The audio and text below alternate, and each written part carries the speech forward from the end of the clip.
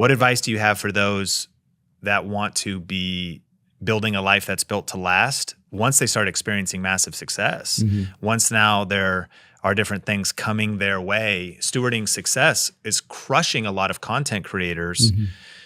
How can we guard against that? I think there's a couple things I'd like to maybe highlight. One is that fame, wealth, power, success, they're all wonderful outcomes. I don't want to diminish them. They're just terrible intentions. When you make fame your purpose, you will collapse, even if you become famous, because you'll never be famous enough because it's an elusive end game.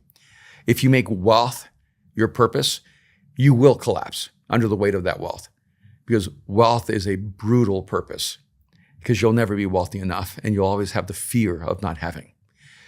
But when it's an outcome, it's a wonderful thing. And I know so many people who had incredible wealth and they lost it all.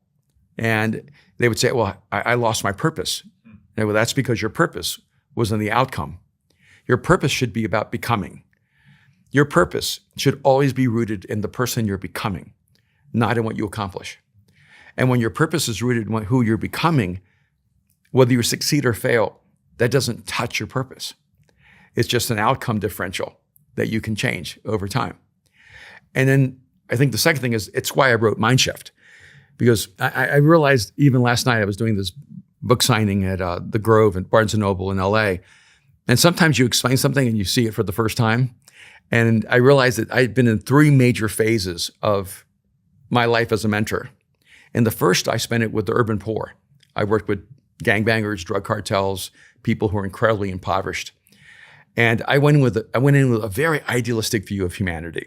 I thought, if I can just remove the obstacles that are keeping them trapped in poverty, they will all just rise up. But I was wrong.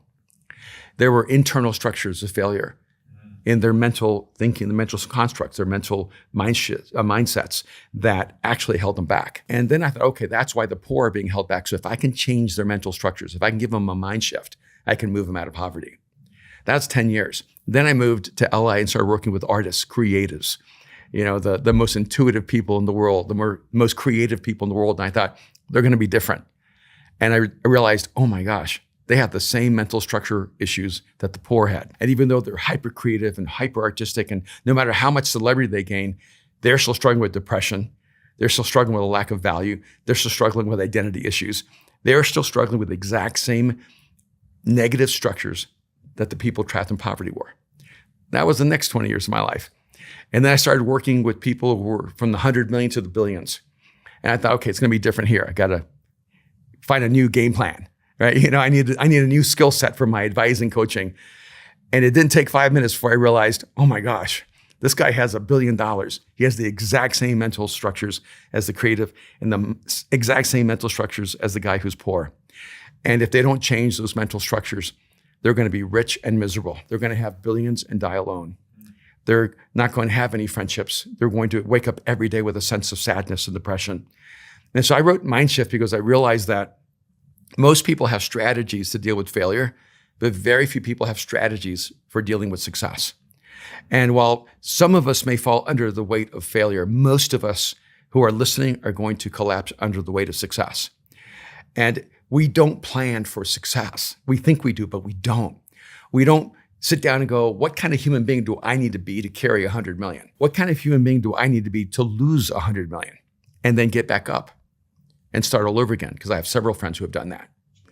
What kind of mental structures do I need if I met with a guy, my first meeting with him, I got an email, would you meet with this guy? And I said, sure, Friday, coffee. I didn't know he lived in New York. He jumped on a plane, came and met me for coffee, had lost $2 billion from his company and $55 million from his personal account, and had a heart attack, got up to 270 pounds. His marriage was in ruins. And I always get people oftentimes at that stage of the game, and was really facing some tremendous issues. And I realized he's struggling with the same need for a mind shift that the gangbanger was dealing with, and that highly successful creative artist who everyone sees as a celebrity was dealing with. Yeah. And, we've become really great friends. It's been a 5-year journey together. He just settled for $4.2 billion, doesn't have a single bit of debt in his entire life, owns like 20 companies. His marriage has been healed. His family's doing fantastic. Wow. But it's not because he figured out how to be a better businessman. It's because he dealt with the internal structures that would lead to self-destructive behavior. Yeah. Our greatest enemy is not taking care of our inner world. And that's why the opening page of the book says, the intention of this book is to destroy internal limitations.